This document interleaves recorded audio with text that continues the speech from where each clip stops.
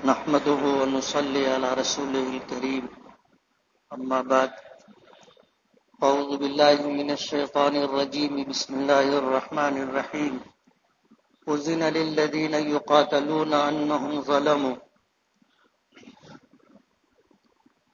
وإن الله على نصرهم لقدير صدق اللہ العظیم۔ بزرگان محترم اور عزیز دوستو،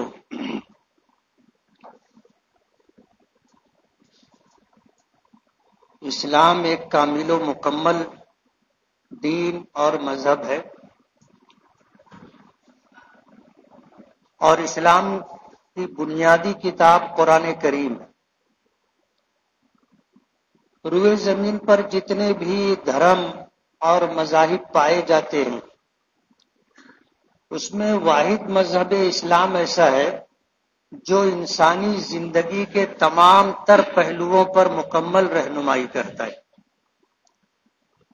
جب تک یہ دنیا قائم رہے گی اور اس دنیا میں انسان بستے رہیں گے تو ان انسانوں کی تمام تر ضروریات کے موقع پر قرآن کریم ان کی رہنمائی کرے گا۔ ایسی کوئی کتاب قرآن کریم جیسی روئے زمین پر نہیں ہے جو انسانی زندگی کے تمام حالات کا احاطہ کرتی۔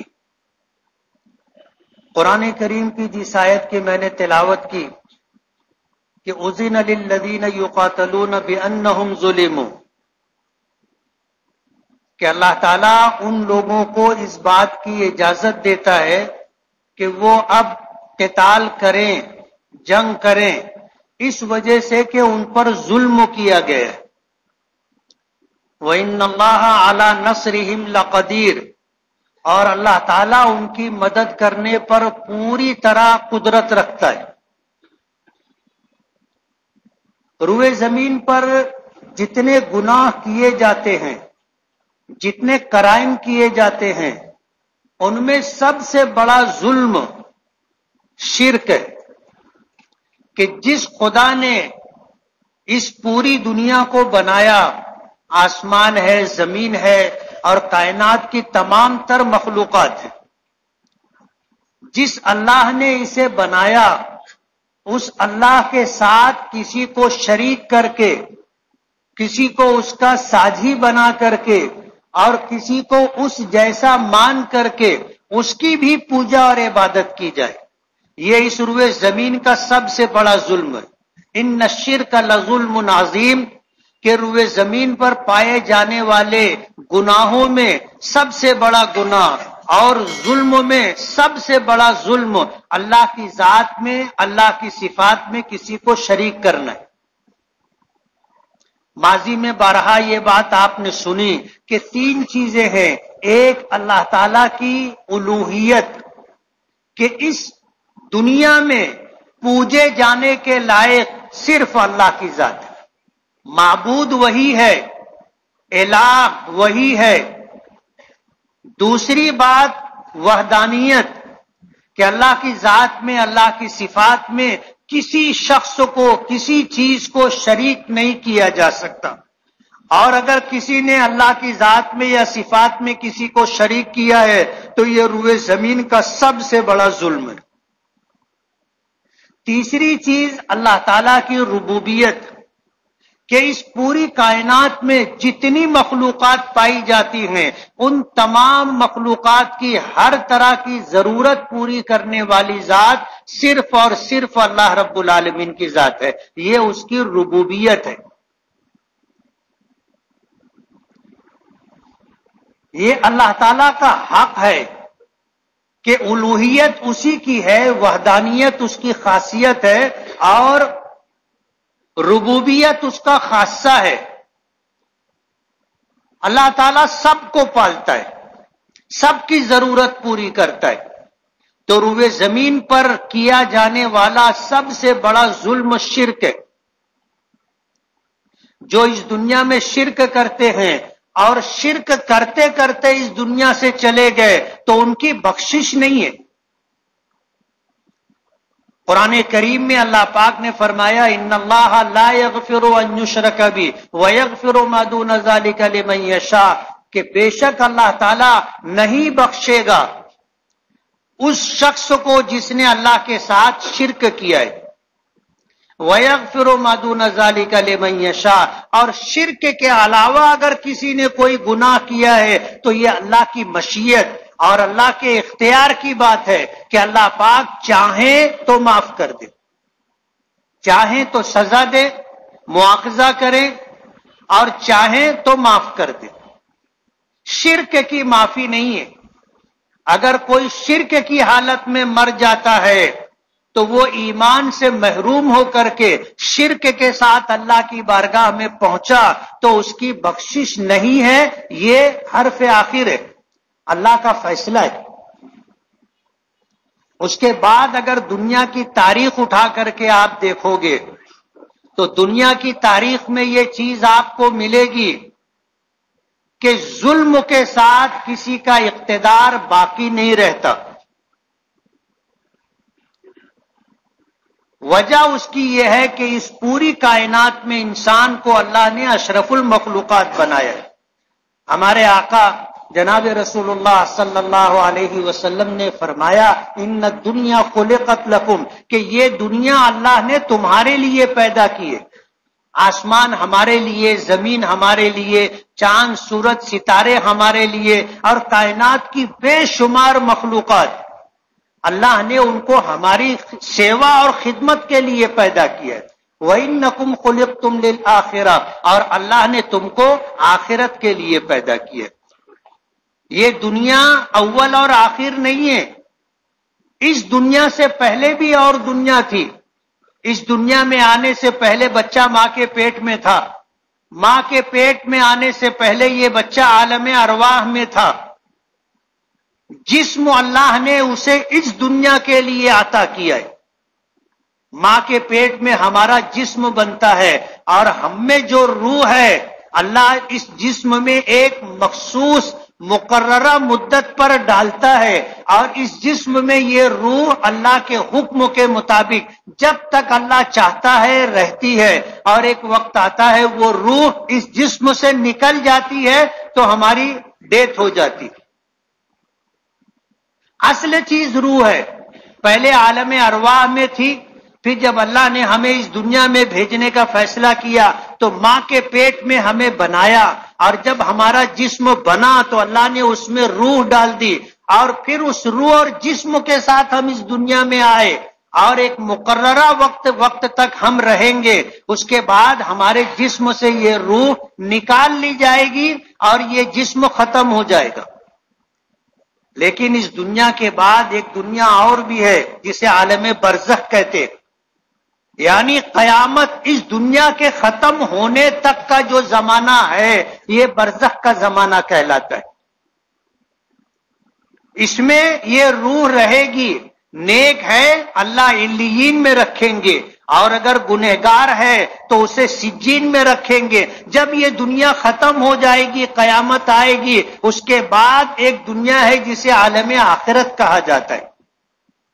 وہاں پر ہمارے ایمان کا، ہمارے اعمال کا حساب و کتاب ہوگا، اور اس کے بعد ہمیشہ کے لیے سورگ یا ہمیشہ کے لیے نرگ دے دی جائے گی، یعنی جنت یا جہنم کا فیصلہ ہوگا۔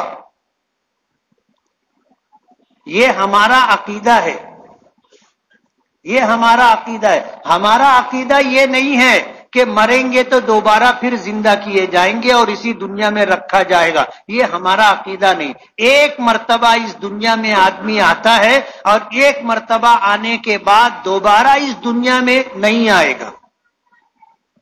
ایک زندگی اللہ نے دی ہے، چاہے بنا لو یا تباہ و برباد کر لو، دوبارہ زندگی اس دنیا میں اللہ پاک نہیں دیں گے۔ تو دنیا کی تاریخ اٹھا کر کے آپ دیکھو گے تو اس دنیا میں اللہ کی نافرمانیوں کے ساتھ، شرک کے ساتھ، کفر کے ساتھ حکومتیں اور اقتدار باقی رہتا ہے، لیکن ظلم کے ساتھ کسی کا اقتدار اللہ باقی نہیں رکھتا۔ وجہ اس کی یہ ہے کہ یہ دنیا اللہ نے بنائی ہے اور اس دنیا میں انسانوں کو اللہ پاک نے تمام مخلوقات میں سب سے بہتر بنایا، تمام مخلوقات میں سب سے اشرف بنایا اور یہ پوری دنیا اللہ نے انسانوں کے لیے بنائی، اور یہ انسان اللہ پاک فرماتے ہیں الخلق عیال اللہ، مخلوق اللہ کا کنبہ ہے۔ اس کے ساتھ اگر کوئی ظلم کرتا ہے تو ظلم کرنے والوں کو اللہ پسند نہیں کرتا۔ یہی وجہ ہے کہ دنیا کی تاریخ اٹھا کر کے آپ دیکھو گے کہ کسی کا اقتدار ظلم کے ساتھ باقی نہیں رہتا۔ آج اس وقت آپ کو پتا ہے کہ فلسطین اور اسرائیل کی جنگ چل رہی ہے۔ بہت سارے لوگوں کو پتا ہی نہیں ہے کہ اس کی حقیقت کیا ہے۔ فلسطین کا یہ پورا علاقہ عربوں کا علاقہ ہے۔ فلسطین کی یہ پوری سرزمین مسلم عربوں کی زمین ہے۔ حضرت ابراہیم علیہ نبینا علیہ الصلوۃ والسلام کے زمانے سے لوگ وہاں پر آباد ہیں اور مسلمان آباد ہیں۔ اگرچہ فلسطین کی یہ سرزمین مسلمانوں کے ساتھ ساتھ عیسائیوں کے لیے، یہودیوں کے لیے بھی قابل احترام ہے۔ ہمارے آقا جناب رسول اللہ صلی اللہ علیہ وسلم کو اللہ نے اس دنیا میں مبعوث فرمایا، احکامات عطا کیے۔ جب نماز فرض ہوئی تو نماز کی فرضیت کے بعد ہمارا قبلہ بیت المقدس تھا۔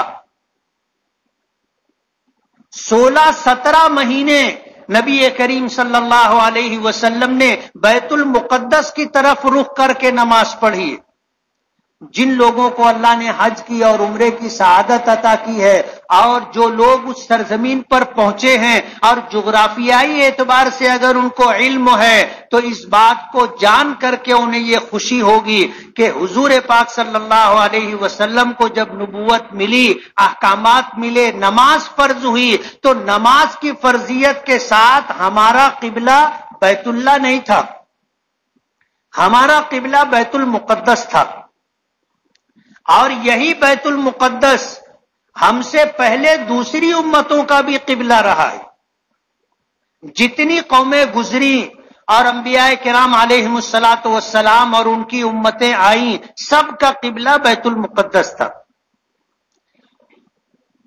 دو چیزیں ہیں، ایک ہے بیت المقدس اور ایک ہے مسجد اقصی۔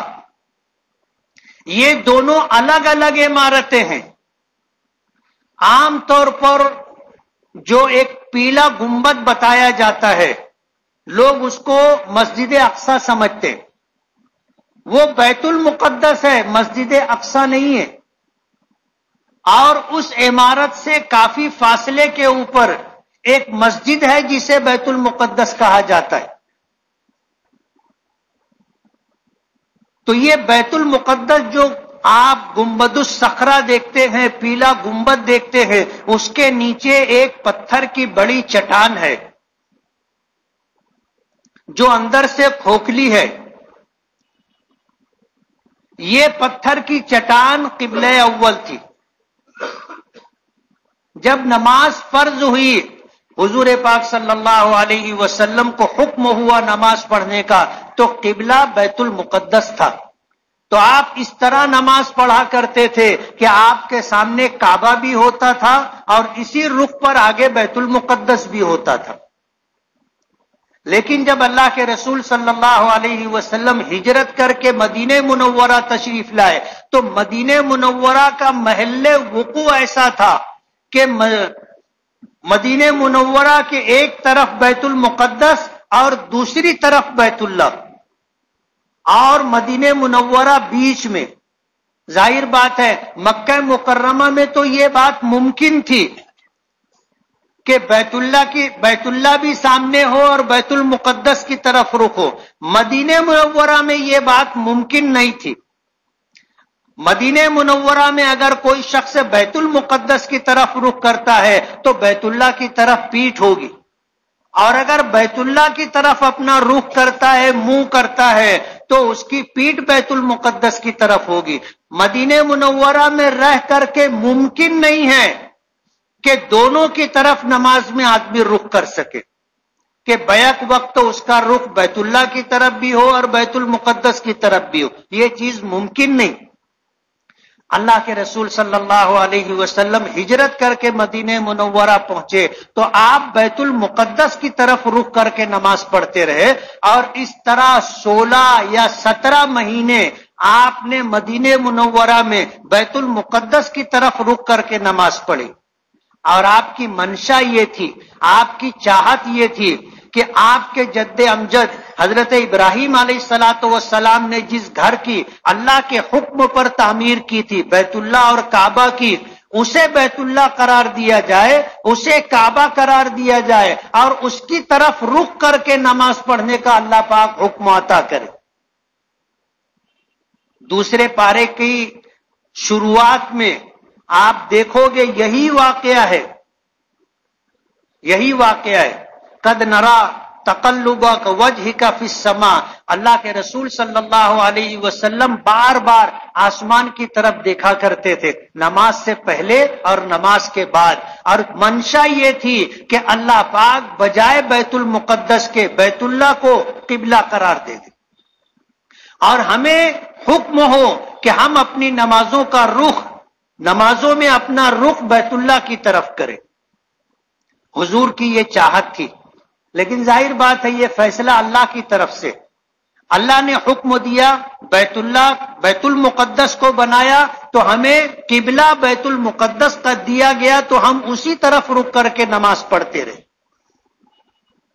16 یا 17 مہینے کے بعد اللہ کے رسول صلی اللہ علیہ وسلم ظہر کی نماز ادا فرما رہے تھے، اور درمیانے نماز میں اللہ پاک کی طرف سے حکم آیا کہ فولی وجہک شطر المسجد الحرام، کہ اب آپ اپنا رخ نماز میں بیت اللہ کی طرف کر لیں۔ مدینہ منورہ جو لوگ گئے ہیں وہاں لوگوں نے ایک مسجد دیکھی ہوگی، مسجد قبلتین، 2 قبلوں والی مسجد، مسجد قبلتین۔ اللہ کے رسول صلی اللہ علیہ وسلم نے نماز شروع کی اور آپ کا رخ بیت المقدس کی طرف تھا، آپ نماز پڑھتے رہے، درمیانے نماز میں اللہ پاک کی طرف سے تحویل قبلہ یعنی بیت اللہ بدلنے کا حکم آیا، حکم ہوا اب آپ اپنا رخ مسجد حرام کی طرف کریں، فولی وجہ کا شطر المسجد الحرام۔ تو نماز کی حالت میں اللہ کے رسول صلی اللہ علیہ وسلم نے اپنا رخ تبدیل فرمایا تھا۔ اور رخ کیسے تبدیل ہوا تھا، آپ اپنی اس مسجد کو تصور کریں، امام اس جگہ کھڑے ہو کر کے نماز پڑھا رہا ہے، اب اگر اسے اپنا رخ تبدیل کرنا ہو، بجائے اس طرف کے اس طرف منہ کرنا ہو، تو امام مصلی کے پیچھے نہیں رہے گا، اسے مصلیوں کے آگے رہنا ہے، تو اسے یہاں سے چل کر کے ایسے جا کر کے آخری صف کے پیچھے اب کھڑا ہونا ہوگا۔ اللہ کے رسول صلی اللہ علیہ وسلم نے اسی طرح کیا تھا، اور جو شخص جس جگہ کھڑا تھا اسی جگہ گھوم کر کے اس نے اپنا رخ تبدیل کیا، یعنی نماز شروع کرتے ہوئے جو آخری صف تھی، نماز ختم کرتے ہوئے وہ پہلی صف بن گئی، اور جو پہلی صف تھی وہ آخری صف ہو گئی۔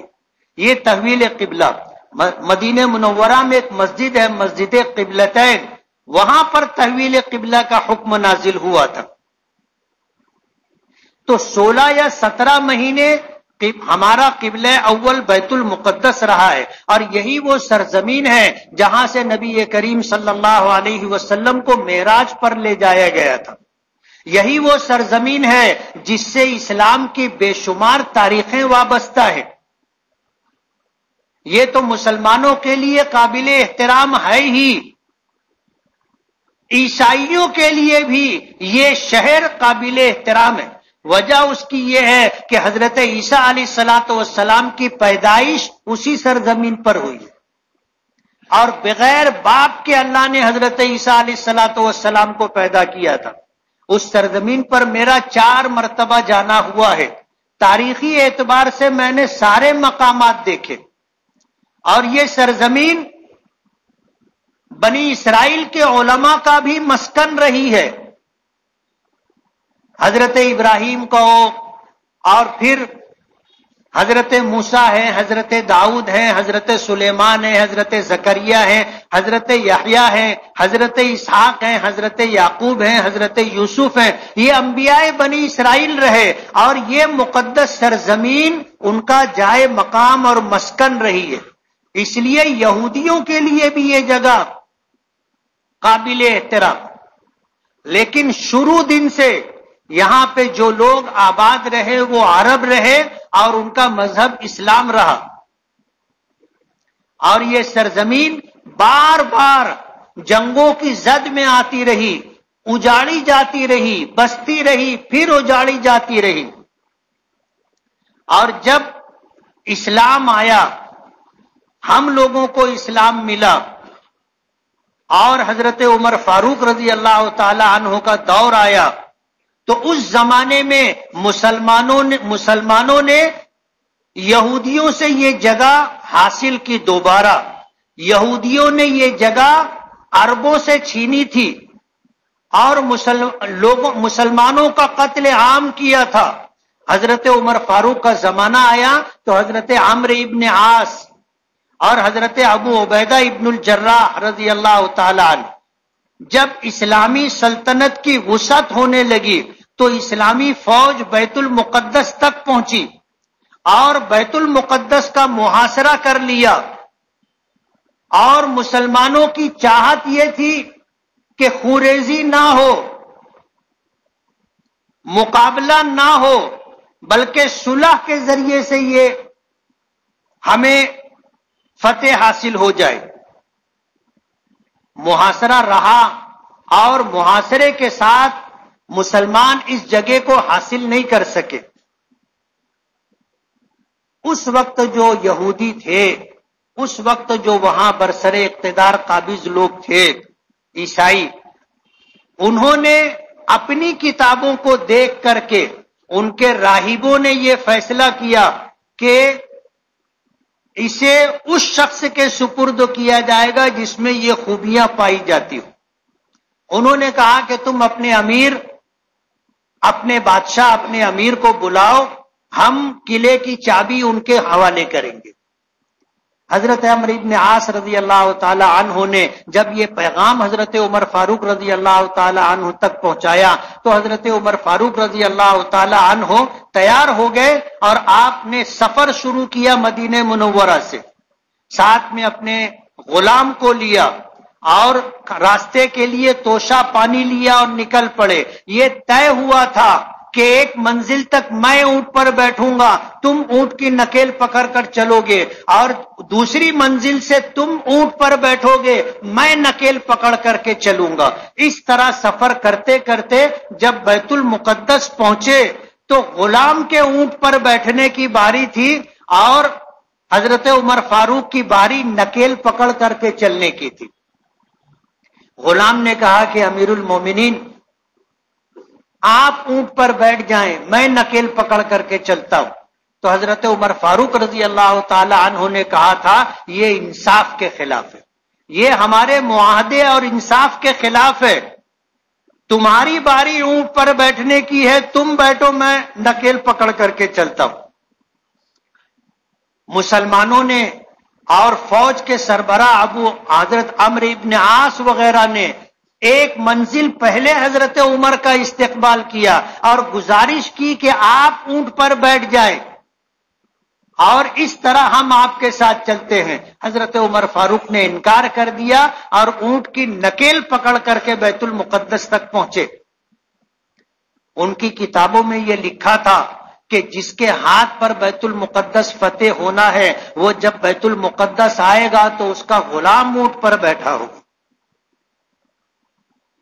ایک اونٹ ہوگا جس پر باری باری دونوں سوار ہوں گے، اور جب بیت المقدس پہنچیں گے تو مسلمانوں کا امیر اونٹ کی نکیل پکڑ کر، رسی پکڑ کر پیدل چل رہا ہوگا، اور غلام اونٹ پر بیٹھا ہوگا۔ اس حالت میں پہنچے تھے، اور پہنچے تھے اس حالت میں کہ حضرت عمر فاروق کے جسم پر جو چادر تھی یا جو جبہ تھا اس پر 17 پیوند لگے تھے. 17 پیوند. علماء نے آ کر کے پیوند گننا شروع کیے اور بار بار گنتے تھے رک جاتے تھے، بار بار گنتے تھے رک جاتے تھے. تو حضرت عمر فاروق نے پوچھا کہ کیا مسئلہ کیا ہے، کیا بات ہے؟ تو وہ کہنے لگے کہ ہماری کتابوں میں لکھا ہے کہ مسلمانوں کا امیر جب اس علاقے کو فتح کرے گا تو اس وقت اس کے جسم پر جو کپڑا ہوگا اس میں 17 پیوند ہوں گے. آپ کے جسم پر پیوند ہے کپڑے پر لیکن 16 ہے، 17واں پیوند نہیں مل رہا ہے. تو حضرت عمر فاروق نے اپنا ہاتھ ایسے اٹھایا تو نیچے بغل میں 17واں پیوند تھا. تو انہوں نے بیت المقدس کی چابی حضرت عمر فاروق کے سپرد کر دی. معاہدہ ہوا اور اس معاہدے میں یہ طے ہوا کہ کسی کی جان پر، کسی کے مال پر ہاتھ نہیں ڈالا جائے گا، کسی کی عزت پر ہاتھ نہیں ڈالا جائے گا. عیسائی یہودیوں کو وہاں رہنے نہیں دیتے تھے. عیسائیوں کی حکومت تھی، یہودیوں کو یہاں رہنے نہیں دیتے تھے. یہودیوں نے کہا کہ ہمیں رہنے کی اجازت دی جائے تو حضرت عمر فاروق نے ان کو رہنے کی اجازت دی. اور پھر تقریباً 500 سال تک یہ علاقہ مسلمانوں کے قبضے میں رہا. مسلم حکمراں رہے اور مسلمانوں کی حکومتیں رہی. اس کے بعد صلیبی جنگوں کا واقعہ آپ نے سنا ہوگا، ایک لمبا زمانہ جنگوں میں گزرا اور پھر عیسائیوں نے اس علاقے کو فتح کیا. اور جب فتح کیا تو مسلمانوں کا قتل عام کیا،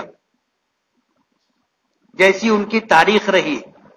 مسلمانوں کا قتل عام کیا، نہ بچوں کو بخشا، نہ عورتوں کو بخشا، نہ بوڑھوں کو بخشا، سب کا انہوں نے قتل عام کیا. 70,000 سے زیادہ مسلمانوں کو شہید کیا گیا. اور یہ صلیبی حکومت رہی، عیسائیوں کی حکومت رہی. پھر ایک زمانہ آیا کہ سلطان نور الدین زنگی مصر پر حکمراں تھے، اور سلطان نور الدین زنگی کے ایک جرنیل تھے سلطان صلاح الدین ایوبی. انہوں نے بیت المقدس فتح کرنے کا بیڑا اٹھایا اور تقریباً 91 سال کے بعد، 91 سال کے بعد سلطان صلاح الدین ایوبی نے 12ویں صدی ہجری کے اندر بیت المقدس کو فتح کیا تھا. اور اسلام کی تاریخ رہی کہ جب سلطان صلاح الدین ایوبی نے اس علاقے کو فتح کیا تھا تو فتح کرنے کے بعد عام معافی کا اعلان کیا تھا. ماضی میں عیسائیوں نے جو حرکت کی تھی کہ مسلمانوں کا قتل عام کیا تھا، سلطان صلاح الدین ایوبی نے بدلے کی بھاونا اور جذبے میں وہ کام نہیں کیا، عام معافی کا اعلان کیا. تو 91 سال، 91 سال جو عیسائیوں کے قبضے میں بیت المقدس رہا، انتہائی دردناک تاریخ رہی کہ مسلمانوں کے ساتھ، یہودیوں کے ساتھ کیا ظلم و بربریت کی گئی، وہ تاریخ کا ایک حصہ ہے، جھٹلایا نہیں جا سکتا. اور پھر یہ علاقہ مسلمانوں کے پاس رہا. جب جنگ عظیم اول ہوئی اس کے بعد حالات بدلے اور یہودیوں نے اسی وقت سے ریشہ دوانیاں شروع کر دی اور وہاں پر حکومت ترکوں کی تھی. مکہ مکرمہ ہو، مدینہ منورہ ہو اور قبلہ اول بیت المقدس ہو، ترکوں کی حکمرانی تھی. یہودیوں نے ریشہ دوانی شروع کی اور یہ سلسلہ چلتا رہا. جنگ عظیم ثانی ہوئی. دوسری جنگ عظیم میں یہودیوں نے امریکہ اور برطانیہ کو جنگ میں مالی مدد کی، اور جب جنگ ختم ہو گئی تو امریکہ اور برطانیہ نے یہودیوں سے پوچھا کہ تم نے ہماری مالی مدد کی ہے، ہم تمہارے لیے کیا کریں؟ اس وقت ان یہودیوں نے ان سے مطالبہ کیا کہ ہمیں بیت المقدس دیا جائے. اور پھر امریکہ اور برطانیہ نے اقوام متحدہ کے ذریعے وہاں پر یہودیوں کو بسایا، اور اقوام متحدہ کی یہ وہاں پر یہ ریزولوشن آیا اور یہ فیصلہ انہوں نے کیا کہ فلسطین کی یہ سرزمین 2 حصوں میں بانٹ دی جائے، ایک حصہ یہودیوں کو دے دیا جائے اور ایک حصہ مسلمانوں کو دیا جائے۔ ظاہر بات ہے پوری زمین مسلمانوں کی تھی، ان سے ان کی زمین چھینی گئی، ان کے گھر چھینے گئے، ان کی جو ہے جائیدادیں چھینی گئی، اور آدھا فلسطین یہودیوں کو بسانے کے لیے ان کو دیا گیا۔ مسلمانوں نے اس بات کو قبول نہیں کیا، اور 1948 سے لے کر کے 1967 تک ان کی آپس میں جنگیں چلتی رہی، اور امریکہ اور برطانیہ اسرائیل کا ساتھ دیتے رہے، اور اسرائیل کی حدود سلطنت بڑھتی رہی۔ آج تقریباً 90% جگہ پر اسرائیل قابض ہے اور 10% جگہ مسلمانوں کے پاس ہے۔ ظاہر بات ہے جو فیصلہ اقوام متحدہ کے بعد کے ذریعے کیا گیا تھا وہ ظلم تھا، کہ کوئی بھی اگر یہ کہے کہ بھائی ان کا گھر، ان کی زمین، ان کی جائیداد ہمیں دے دو، تو یہ آپ کی زمین تو نہیں تھی، جن کی تھی اگر وہ دینا چاہتے تو الگ بات تھی۔ آپ زور اور طاقت کے بلبوتے پر اس جگہ سے عرب مسلمانوں کو اجاڑا گیا، ان کی جائیدادیں، ان کے مکانات، ان کی زمینیں چھینی گئی اور یہودیوں کو دی گئی، اور آج تک امریکہ برطانیہ ان کی مدد کر رہے۔ یعنی مسلمانوں کے دل میں اس وقت ان لوگوں نے طاقت کے بلبوتے پر خنجر گھونپا تھا، اور آج تک اس کی مدد کر رہے۔ کوئی دن ایسا نہیں گزرتا کہ جب اسرائیل وہاں غزہ میں رہنے والے مسلمانوں پر ظلم و زیادتی نہ کرتا۔ 1948 سے آج تک یہ سلسلہ جاری ہے۔ مسلمانوں نے اقوام متحدہ کے اس فیصلے کو قبول نہیں کیا کہ ہماری آدھی زمین ان کو دی جائے، اس فیصلے کو قبول نہیں کیا۔ ہماری زمین ہے، ہم نہیں دیں گے۔ تو اسرائیل وہاں طاقت کے بلبوتے پر ہے، امریکہ اور برطانیہ کی پشت پناہی کی وجہ سے وہاں پر ہے۔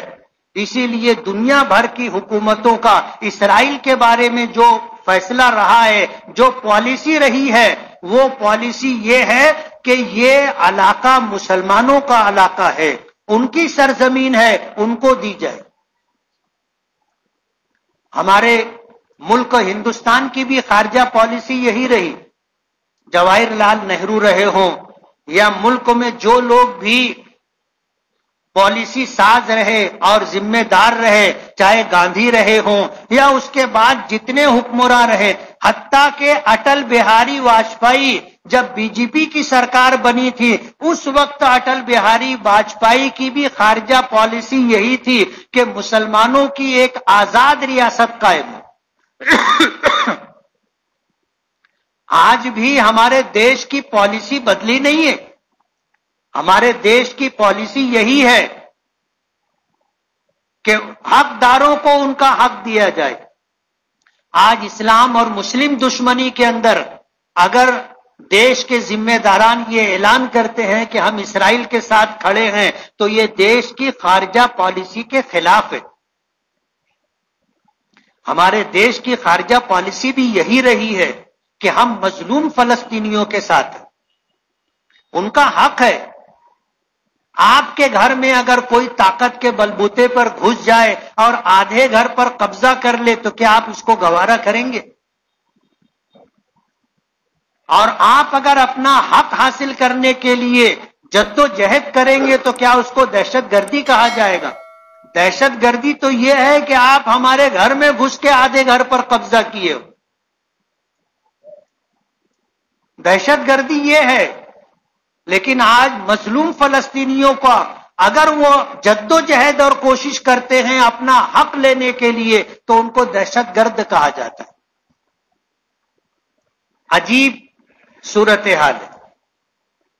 لیکن آخری بات میں کہنا چاہتا ہوں کہ اگر اپنے حق کے لیے جدوجہد کرنا دہشت گردی ہے تو ہم نے اپنے دیش کو آزاد کرانے کے لیے انگریزوں سے ایک لمبے زمانے تک جنگ کی ہے، اور ہندوستان کا کوئی سماج، کوئی برادری، کوئی فرقہ ایسا نہیں رہا کہ جو اس لڑائی میں کم و بیش شریک نہ رہا ہو۔ تو کیا ہم سب دہشت گرد ہیں؟ اپنے دیش کی آزادی کے لیے ہم نے لڑائی لڑی، تو کیا ہم دہشت گرد ہیں؟ آخری بات جو مجھے کہنی ہے کہ مسلمان کبھی مایوس نہیں ہوتا، کبھی مایوس نہیں ہوتا۔ قرآن کریم کی جس آیت کی میں نے تلاوت کی ہے، ترجمہ شروع میں بھی بتایا تھا، ابھی بھی بتاؤں گا کہ انہیں اجازت دی گئی ہے کہ وہ مظلوم ہیں، ان پر ظلم کیا گیا ہے، وہ جنگ کریں، وہ قتال کریں، اور اللہ ان کی مدد کرنے کے اوپر قادر ہے، قدرت رکھتا ہے۔ ہمیں ہمارے پیغمبر نے حکم دیا ہے کہ انصر اخاک ظالما او مظلوما، اپنے بھائی کی مدد کرو چاہے وہ ظالم ہو یا مظلوم ہو، اپنے بھائی کی مدد کرو چاہے وہ ظالم ہو یا مظلوم ہو۔ تو صحابہ کرام کہنے لگے اللہ کے رسول، اگر اپنا بھائی مظلوم ہے تو اس کی مدد کرنا تو سمجھ میں آتا ہے، لیکن اپنا بھائی اگر ظالم ہے اور اس کی مدد کرنے کی بات کی جا رہی ہے، یہ بات سمجھ میں نہیں آ رہی ہے۔ تو حضور نے فرمایا تھا کہ مظلوم بھائی کی مدد کرنا تو آپ کو سمجھ میں آ گیا، ظالم ہو اس کی مدد کرنا یہ ہے کہ اس کو ظلم سے روک دو، کمزور پر ظلم مت کرنے دو اپنے بھائی کو۔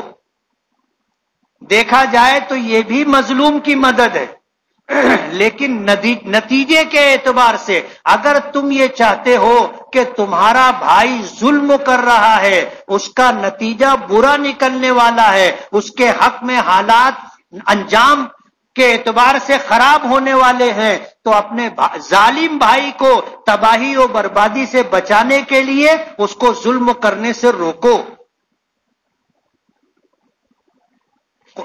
قرآنی آیات، حضور پاک صلی اللہ علیہ وسلم کے ارشادات، یہ سب دیکھنے سے آج جو کچھ ہو رہا ہے یہ وہ چیزیں ہیں جو ہمارے پیغمبر نے ہمیں پہلے سے بتا دی، پیشن گوئی جس کو کہتے، کہ کل کیا ہوگا، کیسے حالات ہوں گے، ہمیں پہلے سے بتا دیا گیا۔ یہ سلسلہ چلتا رہے گا، مقابلہ آرائی چلتی رہے گی، اور پلڑا بدلتا رہے گا، کبھی جیت دکھائی دے گی، کبھی ہار دکھائی دے گی، لیکن نتیجہ مسلمانوں کے حق میں ہوگا۔ حضور پاک صلی اللہ علیہ وسلم نے فرمایا کہ ایک وقت آئے گا کہ بیت المقدس پر یہودی قابض ہوں گے، اور پھر ایک بڑی جنگ ہوگی، اور اس جنگ میں اللہ مسلمانوں کو فتح عطا کرے گا۔ یہودی اپنی جان بچانے کے لیے اگر پتھر کی چٹان کے پیچھے چھپا ہوگا تو وہ پتھر کی چٹان کسی مسلم مجاہد کو جاتے ہوئے دیکھے گی تو آواز دے کے بتائے گی کہ میرے پیچھے یہودی چھپائے۔ ایک وقت آئے گا یہ، اور یہ بھی بتایا کہ ایک درخت ہوگا، غرقد کا درخت، وہ یہودیوں کو پناہ دے گا۔ آج یہودی بیت المقدس اور جن زمینوں پر انہوں نے ظالمانہ قبضہ کیا ہے وہاں غرقد کے درخت لگا رہے، یعنی ان کو بھی اس پر یقین ہے کہ ایسا وقت آئے گا۔ ہمارا تو ایمان ہے، ہمارا تو ایمان ہے کہ ایسا ہونا ہے، ہر حال میں ہونا ہے، نتیجہ فیصلہ ہمارے حق میں آنا ہے۔ اس دن کا انتظار کرتے کرتے جو حالات آئیں گے وہ تو آئیں گے۔ میں گیا ہوں، میں نے بہت قریب سے دیکھا ہے، فلسطینیوں سے، یہودیوں سے میری ملاقات بھی ہوئی ہے۔ میں نے یہ چیز دیکھی ہے کہ اس سرزمین پر بسنے والے مسلمان موت سے نہیں ڈرتے، موت سے نہیں ڈرتے۔ روزانہ یہودی ان کو مارتا ہے، بچے شہید ہوتے ہیں، عورتیں شہید ہوتی ہیں، گھروں پر بمباری ہوتی ہے، لوگ مرتے ہیں، شہید ہوتے ہیں، اور جنازے میں ہزاروں کی تعداد ہوتی ہے، لیکن ڈر کر کے وہ خاموش نہیں بیٹھتے، موت سے نہیں ڈرتے۔ اور جو موت سے نہ ڈرے اس سے زیادہ جری، اس سے زیادہ بہادر کوئی دوسرا شخص نہیں ہوتا۔ تو فلسطینی مسلمانوں کا یہ جذبہ ہے، آپ دعا کرو ان کا جذبہ سلامت رہے، اور آپ دعا کرو۔ قرآن کریم میں اللہ نے جو فرمایا کہ مظلوموں کو اپنا حق لینے کے لیے جنگ کرنے کی اجازت دی گئی ہے، اور اللہ ان کی مدد کرنے کے اوپر قادر ہے، اللہ اپنی مدد نازل فرمائے۔ مایوسی نہیں ہے، اور موت تو برحق ہے۔ آدمی اپنے گھر میں رہے گا تو بھی مر جائے گا، بستر پہ رہے گا تو بھی مر جائے گا، اور میدان جہاد میں رہے گا، موت لکھی ہوگی تو وہاں مر جائے گا، اور نہیں لکھی ہوگی تو خالد ابن ولید کی طرح رہے گا۔ خالد ابن ولید کو حضور نے خطاب دیا تھا سیف اللہ کا، اللہ کی تلوار، اللہ کی تلوار۔ خالد ابن ولید کہتے ہیں ان مسلمانوں تک میرا یہ پیغام پہنچا دینا جو میدان جنگ میں جانے سے اس لیے پیچھے ہٹتے ہیں کہ ان کو موت آئے گی، تو انہیں یہ بتا دینا کہ خالد ابن ولید نے شہادت کی موت پانے کے لیے 300 جنگیں لڑی، اور جسم کا کوئی عضو سلامت نہیں رہا، ہر ایک پر زخم ہے، لیکن میدان جہاد میں موت نہیں آئی۔ آج بوڑھی عورتوں کی طرح بستر پر ایڑیاں رگڑتے ہوئے مر رہا ہوں۔ علماء نے لکھا ہے کہ ان کی شہادت اللہ کی تلوار کا ٹوٹ جانا تھا۔ حضور نے سیف اللہ کا خطاب دیا تھا، اس لیے میدان جہاد میں کسی کافر کو یہ مقام نہیں ملا کہ وہ خالد ابن ولید کی جان لے لے۔ اس لیے موت جہاں آنی ہے وہاں آئے گی۔ ایمان والا موت سے نہیں ڈرتا، موت سے نہیں ڈرتا، جب آئے گی آئے گی۔ یہی جذبہ فلسطینیوں کا ہے۔ 1948 سے آج تک ایک دن بھی ایسا نہیں گزرا جس میں مسلمانوں کی جان سے، ان کے مال سے تعرض نہ کیا گیا۔ روزانہ مسلمان شہید ہو رہے ہیں، لیکن پیچھے نہیں ہٹے، لڑ رہے ہیں۔ کوئی ساتھ دے یا نہ دے، وہ اپنے حق کے لیے، اپنی زمین واپس لینے کے لیے لڑ رہے ہیں، اور انہوں نے طے کر رکھا ہے کہ جب تک ہمیں اپنا حق نہیں ملے گا ہم لڑتے رہیں گے، اور ان کی حمایت، ان کے حق کو ملنا چاہیے۔ ہمارے دیش کی بھی یہی پالیسی ہے۔ جب سے 1947 سے ہندوستان آزاد ہوا اور حکومتیں بنی تو ان کی خارجہ پالیسی یہی رہی، حتیٰ کہ اٹل بہاری واجپئی کی بھی خارجہ پالیسی یہی رہی۔ آج بھی ہمارے دیش کی خارجہ پالیسی یہی ہے۔ ظاہر بات ہے، ہم جس مقام پر ہیں یہاں سے ہم ان کے لیے کوئی مدد نہیں کر سکتے۔ آج ہماری حکومت نے اعلان کیا ہے کہ اسرائیل کے ساتھ ہم کھڑے ہیں، اگرچہ پالیسی نہیں بدلی، پالیسی وہی ہے کہ مظلوم فلسطینیوں کو ان کا حق ملنا چاہیے، لیکن آج اسرائیل کے ساتھ کھڑے ہیں ایسا اعلان کیا گیا۔